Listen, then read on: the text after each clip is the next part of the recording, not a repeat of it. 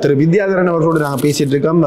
ஒரு 4 தசாப்தங்களுக்கு மேலாக ஊடகத்துறையில் பயணித்துக் கொண்டிருக்கின்றார். இன்னமும் அதே வேகத்தோடு பயணித்துக் கொண்டிருக்கின்றார் அப்படின்றது தான் இதில் குறிப்பாக சொல்லணும். உங்களுடைய அந்த பாடசாலை காலத்துக்கு பிறகு நீங்க உயர்கல்விக்காக வேறு இடங்களுக்கு செல்லக்கூடிய சந்தர்ப்பங்கள் இருக்கும். அதுல இருந்து நீங்க தொழில் வாழ்க்கைக்கு வாரீங்க. அந்த சூழ்நிலையை சொல்லுங்க, எப்படி அந்த வாய்ப்பு கிடைச்சது? நான் ரெண்டும் என்னுடைய பாடசாலை காலத்திலேயே நான் எழுத்துத்துறையோடு ஈடுபாடு கொண்டிருந்தவர். என்னுடைய கட்டுரைகள் எழுத்துக்கள் வகுப்புகளிலே கௌரவமான இடத்தை பெற்றன. அதிலே முக்கியமான ஈடுபாடு எனக்கு இருந்தது. பாடசாலை முடிந்த பின்னர் எழுத்துத்துறையோடு பத்திரிகை துறையோடு போக வேண்டும் என்று நான் விரும்பினேன். என்னுடைய தந்தையார் இலங்கையினுடைய தமிழ் ஊடகத்துறையினுடைய ஜாம்பவான் என்று போற்றப்படுகின்ற எஸ்டி சிவநாயகத்தினுடைய மிக நெருங்கிய நண்பர். அவரும் திருவோணமலை அடியை கொண்டவர். என்னுடைய தந்தையாரோடு மிக நெருக்கமான நண்பாக இருந்தவர். அவரிடம் கூட்டிச் சென்று என்னை ஒப்படைத்தார். அப்போது எத்தனை வயசு உங்களுக்கு? அப்போ எனக்கு 19 வயது 20 வயது இருக்கலாம். அந்த காலகட்டத்திலே அங்கிருந்த பிரதி ஆசிரியர் ரட்னசிங்கம் அவர்கள் எங்களுடைய குடும்ப நண்பராக இருந்தார். அவர் நான் பிறந்த காலகட்டத்திலே கொழும்பிலே எங்களுடைய வீட்டின் சமரியிலே இருந்தவர். என்னை தூக்கி வளர்த்தவர். ஆகவே எனக்கு அது ஒரு சிங்கள நிறுவனமாக இருந்தாலும் கூட எனக்கு அது ஒரு செல்லப்பிள்ளை விளையாட்டுக்குரிய இடமாகத்தான் இருந்தது. சிவநாயகம் ரட்னசிங்கம் போன்றவர்களுக்கு அந்த தொடர்பு என்னை குறுகிய காலத்திலே மேலே கொண்டு வர வாய்ப்பளித்தது. என்னுடைய இலக்கு சட்டக்கல்லூரி கல்வியாக இருந்தது. தினபதி சட்ட கல்லூரிக்கு பக்கத்தில் இருக்கின்ற ஒரு கட்டடம், ஒரு 50 ஏக்கர் தொலைவிலே. எனக்குரிய சட்ட ஈடுபாடு இருந்த காரணத்தினால் நீதிமன்ற செய்தியாளனாக என்னை முதலிலே உள்வாங்கி கொண்டார்கள். அப்போ நீதி ஹல்ஸ்டோஃபும் அதில் இருந்து 50 ஏக்கர் தூரத்திலே. அப்போ என்னுடைய வாழ்க்கைக்குரிய முழு விடயங்களும் சட்டக்கல்லூரி எல்லாமே இருந்தன. சட்டக்கல்லூரிக்குள் நுழைய வேண்டிய அந்த பரீட்சை ஒரு நெருக்கடியான பரீட்சையாக இருக்கும். ஆங்கில அறிவு வேண்டும். யாழ்ப்பாணத்திலே உரிய ஆங்கில அறிவு இல்லாமல் நான் கொழும்புக்கு போன பொழுது கொழும்பை பார்த்து மலைத்து நின்றேன். ஆங்கிலமும் தெரியாது, சிங்களமும் தெரியாது. தமிழை வைத்துக்கொண்டு தனித்து சிவநாயகத்தினுடைய ரட்னசிங்கத்தினுடைய முன் அனுபவம் அல்லது அவள் தெரியும் என்பதை மாத்திரம் வைத்துக்கொண்டு ஒரு சிங்கள நிறுவனத்தில் குப்பை கொட்டுவது என்பது மிக ரொம்ப கஷ்டமான விடயம். ஆங்கிலம் தெரியாமல் ரொம்ப கஷ்டப்பட்டேன். ஆனாலும் ஒரு வருடத்துக்குள்ளே இலங்கை சட்டக்கல்லூரியிலே ஆங்கிலத்திலும் பரீட்சைகள் எழுத வேண்டியிருந்தன. 2 தாள்கள், ஒன்று தாய்மொழிகளெல்லாம் மற்றும் ஆங்கிலத்தில் எழுத வேண்டும். கிட்டத்தட்ட எங்களுடைய காலத்திலேயே 3000-4000 பேர் அப்போது பரீட்சைக்கு தேற்றினார்கள். அதிலே முதல் 150 பேருக்குள் ஒருவராக நான் தேர்வு செய்யப்பட்டேன். 120வது இடம் என்னவோ எனக்கு கிடைத்தது. நான் நினைக்கிறேன் தினபதி என்னை புடம் போட்டது. அந்த ஊடகத்துறை அனுபவம் அந்த 1.5 வருடங்களும் காலையிலே வேலைக்கு வந்தால் எங்களுடைய வேலை பின்னர் 4-5 மணிக்கு முடிந்துவிடும். ஆனால் இரவு 12 மணி வரை நான் அங்கே நிற்பேன். சம்பளம் இல்லை. ஆனால் அந்த துறையை படிக்க வேண்டும் என்ற ஈடுபாட்டுக்காக எனக்கு சிரேஷ்டராக இருந்த பத்திரிகை ஆசிரியர்கள், பத்திரிகை நிருபர்கள் எழுதுகின்ற செய்திகளை திருப்பி எழுதி கொடுப்பது, அவர்களுடைய செய்தியை எடிட் பண்ணுவதை பார்ப்பது, ப்ரூஃப் பார்ப்பது என்று எனக்கு சம்பந்தமில்லாத விடயங்களை எல்லாம் நான் அங்கே தேடிக்கொண்டிருந்தேன். 2 காரணம். ஒன்று, ஆசிரியருக்கும் துணை ஆசிரியருக்கும் நெருக்கமான பையன் என்பது, என்னுடைய இயல்பான ஈடுபாடு ஆகியவை காரணமாக நான் முழுமையாக செலவழித்தேன். பலரும் நம்பவில்லை எனக்கு சட்டக்கல்லூரி அனுமதி இவ்வளவு கிடைக்கும். சட்டக்கல்லூரியிலும் கூட எனக்கு மிக நெருக்கமான ஆசிரியர்கள் இருந்தார்கள். கமலசபீஷன் பிற்காலத்திலே சட்டமாதிபராக இருந்தவர். அந்த நேரத்திலே அவர் அரச சட்டத்தரணி. எங்களுடைய குடும்ப நண்பர், என்னுடைய தந்தையாருக்கு மிக நெருக்கமானவர். அவரே என்னுடைய 1ஆம் ஆண்டுக்கு கிரிமினல் லோ லெக்சராக கூட வந்தார். சட்டக்கல்லூரியிலும் விளையாட்டுத்துறையோடு சில விடயங்களில் ஈடுபட்டேன். அப்போது இருந்த இனப்பிரச்சினை சார்பான விடயங்களிலும் சட்டக்கல்லூரிக்குள் நாங்கள் சில வேலைகளை செய்தோம்.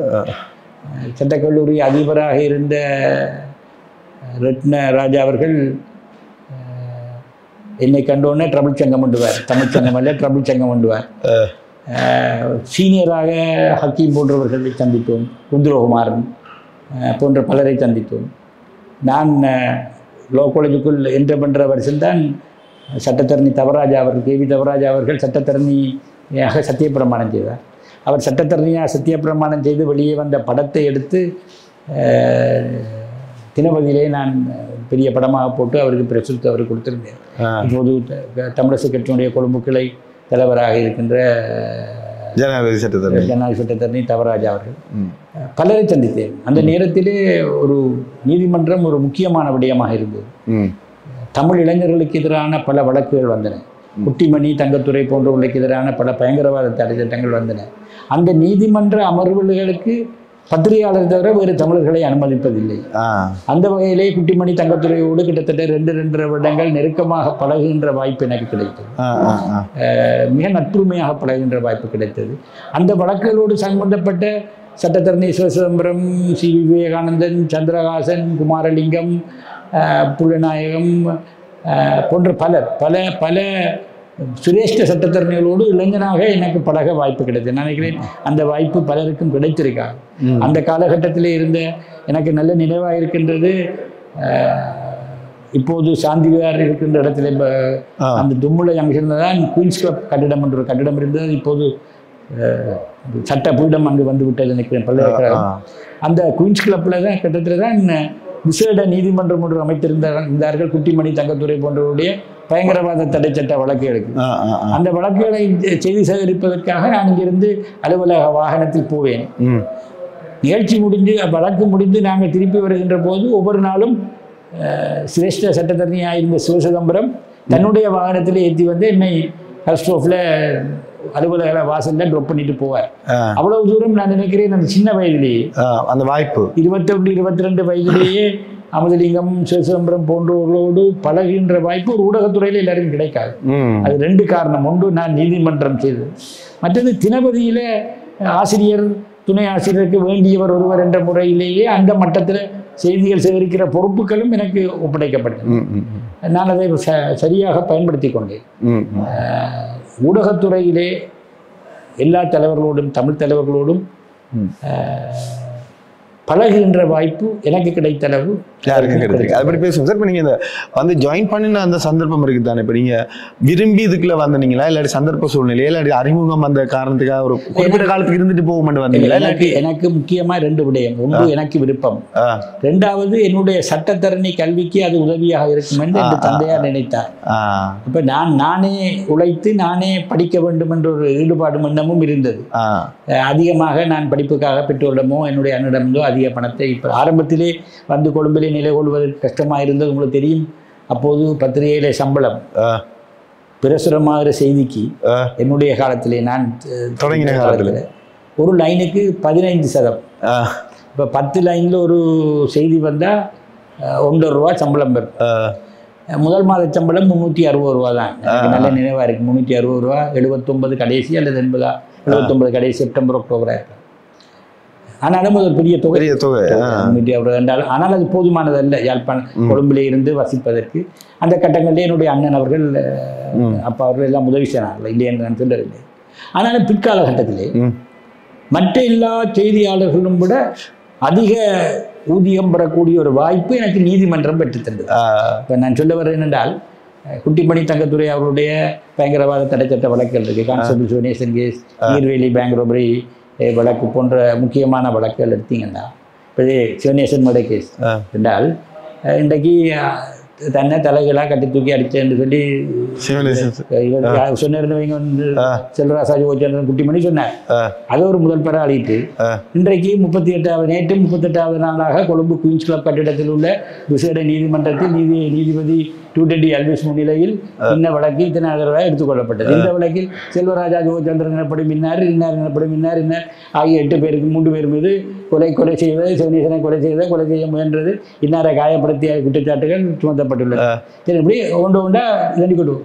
கீழே கடைசியில் அரச தரப்பில் பிரதி சட்டமாக அதிபர் அல்லது பிரதி சொலிசிட்டர் ஜெனரல் திலக் மாரப்பனா இன்னெல்லாம் அப்பிய பண்ணார்.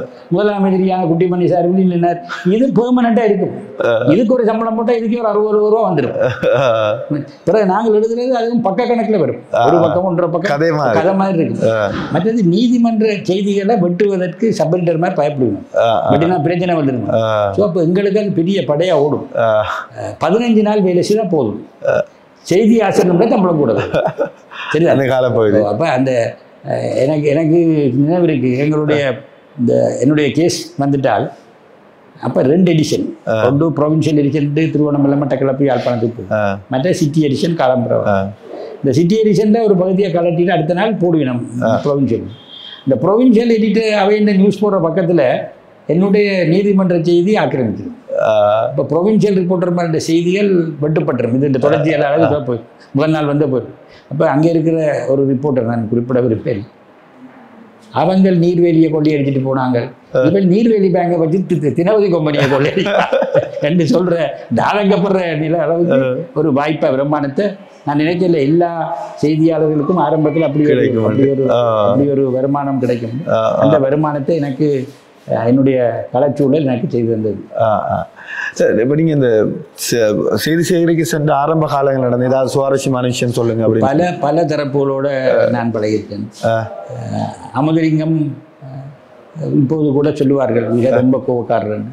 நான் வேலை செய்த தினபதி தமிழர் விடுதலை கூட்டணிக்கு சிம்ம சொப்பனமான பத்திரிகை தாக்கி எழுதும். அந்த குரூப்புக்குள்ளேயே அமுதலிங்கத்தோடு நட்பாகவும் நண்பராகவும் பழகின ஒரு விடயம் நான் ஒரு ஆள் நாள்தான். ஆனாலும் ஒரு தடவை யாழ்ப்பாணத்திலே உங்களுக்கு தெரியும் பல விடயங்கள் எரித்து எல்லாம் சிக்கலான காலகட்டம் 80 முற்பகுதியில் தமிழர் விடுதலை கூட்டணிக்கு ஒரு காரியாலயம் இருந்தது மெயின் ஸ்ட்ரீட்டில். இந்த காரியாலயத்தில் மேலே ஷீட் சூடாக இருக்குன்னா அதுக்கு மேலே கிடுகும் போட்டிருந்தார்கள். போலீஸ்காரரை அதை எரித்து விட்டார்கள். அது பெரிய சொக்கப்பானை எரிஞ்ச மாதிரி எங்கேருந்து வைங்க பெரிய. அடுத்த நாளோ ஞாயிற்றுக்கிழமை எங்களுடைய சிந்தாமணியில் ஒரு கட்டுரை வர்றது, காண்டீபம் என்ற ஒரு கட்டுரை. அதை எங்களுடைய துணை ஆசிரியர் ரத்னசிங்கம் அவர்கள் தான் எழுதுவார்கள். அவர் அதில் ஒரு கிண்டலாக கூட்டணி காரியாலயம் சொக்கப்பானை எரிஞ்ச மாதிரி எரிஞ்சது ஒரு இதாக கிண்டல் பண்ணி எழுதியிருந்தார். நான் அதை வெள்ளிக்கிழமையே வாசித்து விட்டேன். இப்போ அலுவலகத்தில் வாசித்தேன். அது எனக்கு பழைய விஷயம். ஞாயிற்றுக்கிழமை காலம்புற செய்தி சிந்தாமணியில் ஒரு பெரிய கட்டுரையாக வந்திருக்கு. அன்றைக்கு காலம்புற 9 மணிக்கு. இப்போ முந்தைய உங்களுக்கு தெரியும் சிறவாஸ்தி, இப்போ அந்த எதிர்கட்சி தலைவர் அலுவலகத்துக்கு பக்கத்துலாம் முந்தைய சிறவாஸ்தி இருந்தது, எம்பிமார் இருக்கிற இடம். பக்கத்தில் எதிர்கட்சி தலைவருடைய அலுவலகம். அந்த அலுவலகத்தில் அமுதலிங்கம் அப்போ எதிர்கட்சி தலைவர் அவர் ஒரு ப்ரெஸ் கான்ஃபரன்ஸுக்கு அழைச்சிருந்தார். நான் தினபதி சார்பில் நான் போகிறேன். நான் போய் அவர்கிட்ட அலுவலகத்துக்குள்ளே போக அவர் மேலே வீட்டில் இருந்து படிக்க வார அங்கேருந்து இறங்கி வரைக்க அவர்கிட்ட கண்ணில் நான் தான் பட்டேன். அப்போ தான் பார்த்துட்டு போய் அவர் இப்படி சேட்டை இழுத்துக்கொண்டு என்னடா சொக்கப்பானை எரிஞ்ச மாதிரி எரிஞ்சோ படியிலேருந்து துள்ளி வர்றார். அந்த நேரத்தில் அவருடைய செயலாளர் பேரும்பு நான் நினைக்கிறேன். அவர் இடையில போட்டு மறைச்சு அவன் என்ன அங்கே ரிப்போர்ட்டராக இருக்கான், அவனோட போய் நீங்கள் என்ன சொல்கிறார். அப்போ டக்கண்டு அவர் உடனே சுவீகரிக்கிட்டார். இவர் அமலிங்கம் சுவீகரிக்கிட்டார். அவருக்கு அந்த ப்ரெஸ் கான்ஃபரன்ஸ் முழுத்தும் என்ன அப்படி பேசினது அவருக்கு மனத்தை விருத்தி இருக்கும் போட்டாங்க. டீ வேற தானே டீ கரைக்கு எனக்கு மெசேஜ் தந்தார். போகேக்க இப்படி என்ன முதுகில் இப்படி அனைத்து இப்படி கூட்டி கொண்டு வந்து வாசல் வரையும் பற்றி என்ன அனுப்பி வச்சார். நான் அந்த அவர் வரைக்க வந்து அடிக்க வந்த அந்த கோபத்தில் பயத்தில் நான் குழம்பி போனேன். எனக்கு வயதை 21 விளக்கம் இல்லை. ஆஃபீஸுக்கு போய் சேரும் வரையும் எனக்கு அந்த நடுக்கம் இருந்தது. நான் போய் ஆசிரியர்கிட்ட சொன்னேன். அவர் சிரிச்சு கொண்டு கேட்டு கொண்டு என்ன வேலை செய்தீர்கள், ஒரு அடியை வாங்கியிருக்கு, தலையை தள்ளி போட்டாச்சு பேரும்பு தலையை நீட்டி அவர்கிட்ட அடி வேண்டி இருக்கும்.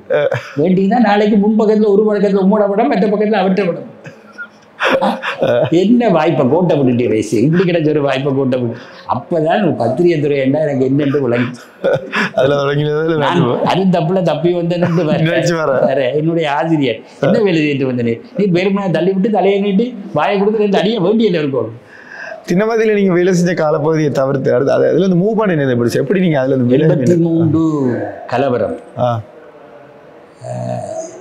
நாட்டையே புரட்டி போட்டு என்னையும் புரட்டி போட்டது. அதற்கு முன்னர் சட்டக்கல்லூரியில் ஜேவிபியோடு சேர்ந்து சில வேலைகளை செய்திருந்தாங்க, ஆர்ப்பாட்டங்கள். 83 ரயட்ஸை முடிஞ்சதுன்னா அந்த பிரச்சனையை கொண்டே ஜேவிபி மீது போட்டார். ஜேவிபியை தடை செய்தார். அப்போ லோ காலேஜில் நான் ஜேவிபி சங்கத்தின் உறுப்பினர், எனக்கு எங்களும் தெரியாது. ஆனாலும் ஜேவிபி நடத்துகிற போராட்டங்களுக்கு தமிழர்களை கொண்டு போகிறது, லோ காலேஜில் கொண்டு போகிறது நான் தான். அந்த நேரத்தில் நீதியரசர்கள வீடுகளுக்கு எல்லாம் கல்லறிஞ்சு யூஎன்பி பெரிய அட்டகாசம். அதற்கான போராட்டங்கள் லோ காலேஜ் வளாகத்துக்குள்ளேயே நடந்தது. அந்த வளாகங்களுக்கு ஜேவிபி முன்னெடுத்தா என்னதான் தொடர்பு போடுவேன். நான் தான் தமிழ் மாணவர்களை திரட்டி கொண்டு போற ஒரு 25 பேர் 50 பேரையாவது கூட்டிக் கொண்டு போவேன். சொல்லுக்கு எந்த வயது ஒத்த ஆகல கூட்டிட்டு ஸோ அவர்கள் ஜேவிபியை தடை செய்த உடனே எனக்கும் ஒரு பயம் இருந்தது. ஓஹோ, ஜேவிபி பிரச்சனை என்ன, அப்போ அந்த வருஷம் வேண்டாம் என்றால் மாத்திரமில்லை. எனக்கு அந்த நேரத்தில் அதுக்கு பிறகு ஒரு சிங்கள நிறுவனத்தில் வேலை செய்கிறதுல எனக்கு உடன்பாடு இருக்கேன். அப்போ நான் அதை விட்டுருவோம் பண்ணி யோசிச்சுக்கணும். யாழ்ப்பாணத்தில் ஒரு பத்திரிகை துவங்குவார்கள், ஈழமுரசு என்ற ஒரு ஏற்பாடு இருந்தது. அதற்காக நான் யாழ்ப்பாணம் அது பின்னால் உதயம் துவங்குற நிலை வந்துட்டுது. உதயம் துவங்கினதால அதோட நான் முழுசா என்ன அதுலேருந்து வெளியில வந்தது அந்த கலவரங்களோட அதுக்கப்புறம் யாழ்ப்பாணம் வந்த உடனே உங்களோட வேலை என்ன சார், என்ன செய்தீங்க நீங்க? யாழ்ப்பாணம் வந்தோடனே ஸ்போர்ட்ஸ் செய்து என்னுடைய யாழ்ப்பாணம் வந்தீங்க. திருவண்ணாமலை நான் யாழ்ப்பாணத்தை படிக்க வந்தேன். என்னுடைய பெற்றோர் இருந்தவர்கள் திருவண்ணாமலை இருந்தாலும் முதல்ல திருவண்ணாமலை போயிட்டு யாழ்ப்பாணத்துக்கு வந்துட்டேன். யாழ்ப்பாணத்துக்கு வந்து என்னுடைய என்ன படிப்பித்து வளர்த்தெடுத்த ஆசிரியர் கேப்டன் சோமசுந்தரம் அவருடைய வீட்டிலேயே தங்குவேன். அங்கே இருந்து கொண்டு ஜொலிஸ்டாஸ் விளையாட்டு அதோடு ஒரு 20-25 வயசு இருக்குமா? 83 என்றால் எனக்கு 24 வயது. அந்த யாழ்ப்பாணம் வந்துட்டீங்க. கொடிகட்டி பறக்கிற காலம் நாங்கள் விளையாட்டுத்துறையோடு கிரிக்கெட், ஃபுட்பால். அப்போ ஒரு கிரிக்கெட் டூர்னமெண்ட் ஒன்று ஆர்கனைஸ் பண்ணோம். அது நான் தான் முன்னெண்டு ஆர்கனைஸ் பண்ணேன். ஜொலிஸ்டாஸுக்காக அந்த டீமில் நாங்கள் சாம்பியன் அடித்தோம். நான் அந்த டீமுக்கு விக்கெட் கீப்பர். அந்த முறையிலே தான் உதயனை ஆரம்பிக்கிறதுக்கான அந்த டூர்னமெண்ட்டுக்குள்ளால அறிமுகமானதாக தான் ஃபினான்ஸ் கம்பெனியோட எங்களுக்கு அறிமுகம் வந்தது. அந்த ஸ்டோரியை கேட்போமே சார், நிறைய பேருக்கு தெரியாது எப்படி நீங்கள் உதயனுக்குள்ளே வந்தீங்க. அப்புறம் உதயன்னா வித்தியாசரண்ட மாதிரி பேர் வந்துடுது. இப்போயும் அப்படி தான் பேசுகிறாங்க. எப்படி நீங்கள் அந்த இதுக்குள்ள வந்தீங்க? உதயனுக்கு நீங்கள் ஈழமுரசுக்கு தானே வந்தீங்க? அப்போ தினமுரசு, அந்த ஈழமுரசுன்ற பத்திரிகை வீக்லியாக வந்து கொண்டு யாழ்ப்பாணத்தில் இந்த பிராந்திய பத்திரிகை, அதாவது ஆசிரியராக இருந்த சொக்கன் ஒரு இலக்கிய பத்திரிகை தான் வந்து கொண்டு. இப்போ தினபதியிலிருந்து நான் படிக்கிட்ட காலகட்டத்தில் காணமயிருந்தாதன் படிக்கிட்டு வந்தார். அவரும் படிக்கிட்ட செய்தி ஆசிரியர் காண. அவர் சொன்னார், யாழ்ப்பாணத்தில் ஒரு பத்திரிகை துவங்குறதுக்கு ஐடியா இருக்குது. தினமுரசு சரி ஈழமுரசு தினசரியாக போகுது. நான் அதுக்கு சில வேலை எடிட்டராக போனேன். இப்போ நீயும் பாண்டார். சரி, அப்போ அதுக்கும் வரலாம்னு சொல்லி வந்தேன். ஸோ ஈழமுரசு கால் பண்ணியிருந்தது, வேறு வழி இருந்தோம். ஸோ நான் அதுக்கு என்னுடைய அப்ளிகேஷனை போட்டேன். அந்த காலகட்டத்தில் தான் ஷப்ரா உணவுகளுக்கு ஒரு தொடர்பு வந்தது. ஷப்ரா நடத்தின சரவணபவனை அப்போது தான் கண்டோம். எங்களுடைய ஜொலிஸ்டாஸ் டூர்னமெண்ட்டுக்கு ஷப்ரா ஸ்பான்சர் பண்ணினார். அந்த ஸ்பான்சருக்கு ஆள்கிட்ட போய் வந்த பொழுது அவர் தன்னுடைய அலுவலகத்திலே சில சட்ட ஆவணங்களை நிறைவு செய்ய, ஹையர் பர்ச்சேஸ் இது சம்பந்தமாக சட்ட ஆவணங்களை நிறைவு செய்வதற்கான ஒரு பணி இருக்கு. அவரே என்ன வேலைக்கு சேர சொல்லி வற்புறுத்தி கேட்டார் சரவணபவன். அப்போது நான் சேர்ந்து கொண்டேன். எனக்கு அந்த துறை எனக்கு இல்லை, ஆனாலும் சும்மா இருப்பதற்காக உதவி செய்வதற்காக நான் நினைக்கிறேன். என்னுடைய நினைவு சரி என்ற 750 ரூபா சம்பளம். இது 83 கலவரம் முடிந்த கையோடு அதை செய்து கொண்டிருந்த பொழுது எனக்கு இன்டர்வியூக்கு கால் வந்தது. ஈழமுரசு. ஸோ நான் நிறுவனத்துக்கு அறிவித்து விட்டு, நான் அதுக்கு தான் போகிறேன் இருந்தாண்டு அறிவித்து விட்டு நான் இன்டர்வியூ போனேன். அங்கே திருச்செல்வம் இருந்தார். அவர் காணமயிலானை விட்டுட்டு திருச்செல்வம் அதுக்கு ஆசிரியராக வந்தார். அவருக்கு பழைய முன்னனுபவம் பெற்ற வேறு ஒருவரும் இருக்கையில் அவர் சொன்னார், நீங்களாம் நைட் எடிட்டர், உங்களுக்கு அங்கே எவ்வளோ சம்பளம் தரீங்க? 1500 ரூபா சம்பளம் தரணும். நான் சம்பளத்துக்கு நான் சம்பளத்தை வேலை செய்கிற இடத்துலையும் சம்பளத்தை பற்றி நான் பேசவே இல்லை. ஸோ நான் அதை பற்றி குறிப்பிடையில். ஆனால் தந்தையாருக்கு அறிவித்த போது அவருக்கு இந்த ஈழமுரசு என்ற ஈழ கொஞ்சம் பயம் இருந்திருக்கும் போல இருக்கு. தம்பி யோசித்து நடக்கும் கொண்டு ஒரு இதை சொன்னார். அவருக்கு சப்ராவும் தெரியலை, இதுவும் தெரியலை. நான் பேருக்கு போகிறேன்னு அறிவித்துட்டு நான் இருந்த ஆசிரியர் சோமசுந்தரம் மாஸ்டருக்கும் சொல்லிட்டு ஈழமுரசு முதல் நாள் டெய்லியான பொழுது நான் அதுக்கு நைட்டு ஒரு நாள் வேலை செய்தேன். அன்றைக்கு தான் முதல் பிற்காலத்தில் இப்போ இதில் வேலை செய்த தினக்குரல் ஆசிரியராக இருந்த பாரதி பாடசாலையால் முதல் நாள் அன்றைக்கு தான் முதல் வேலைக்கு வர எனக்கு உதவியாளராக வந்தேன். பள்ளிக்கூடத்தால் நேராக வந்திருக்கேன். அந்த பத்திரிகை 4 மணி ஆயிட்டு அந்த காலையில் பத்திரிகை முடிக்க கையால் கோத்து அடிக்கிறது. பஸ்டியான் சந்தியில் அந்த அலுவலகம் இருந்தது. அந்த ஆசிரியரிடம் இருந்து எல்லாம் வேலை செய்துட்டு வந்தேன். இப்போ நான் இன்னும் இங்கே ஃபினான்ஸ் கம்பெனியில் என்னுடைய வேலை ஒப்படைக்கையில் அடுத்த நாள் காலையில் போனேன். போய் என்னுடைய பணியில் ஒப்படைக்க போயிருந்தேன். அப்போ தான் நிர்வாகியாக இருந்த சரவணபவன் தன்னுடைய சேர்மன் பாலசுப்ரமணியத்தோட அவருக்கு என்ன தெரியும் கழிச்சிட்டு என்னை கூட்டிக் கொண்டு ஒரு விஷயம் சொன்னார். நீங்கள் கேட்டுக்கொண்டபடி நாங்களே ஒரு பேப்பர் துவங்கலாம்னு சொல்கிறேன், நாங்களே தூங்குவோம் சொன்னார். அப்போ நான் தான் அதுக்குள்ள அனுபவம் இல்லை. அன்றைக்கிரவே ஈழமுரசுக்கு கொடுத்துட்டு பிறகு இந்த வேலையை தொடங்கினோம். தொடங்கினோம். பிறகு உதயன் என்னுடைய வாழ்க்கையினுடைய ஒரு பகுதி 25 வருடம் அதோடு குப்பை ஒட்டி நின்று பயங்க வந்தேன் 24 மணி நேரத்தில் முடிவெடுத்தேன். உதயனுக்காக நீங்கள் பயணித்த அந்த விஷயங்களை சொல்லையில் இந்த விஷயம் செய்து எனக்கு திருப்தியாக இருக்குது, நான் ஒரு இதாக செய்துட்டேன், எனக்கு ஒரு திருப்தியாக இருக்குது அப்படின்னு சொல்கிற மாதிரி? இல்லை, நான் நினைக்கிறேன் உதயன் பத்திரிகையை நிற்காம கொண்டு வந்ததே ஒரு பெரிய சாதனை. என்னென்றால் நீங்கள் எடுத்து பார்த்தீங்கன்றால் ஆயுத போராட்டம் வளர்ந்த பின்னர் விடுதலை புலிகள் யாழ்ப்பாணத்தை விட்டு போனது 95 ஏப்ரல். அதுக்கு முதல் வந்த ஈழநாடு, ஈழமுரசு, முரசொலி, சட்டர்டே ரிவ்யூ, திசை, இப்படி நீங்கள் எடுத்து எல்லா பத்திரிகையிலுமே இல்லாமல் போயிட்டு ஒரே ஒரு பத்திரிகை எல்லா உற்சையும் தாண்டி நின்றது என்றால் உதயன் தான்.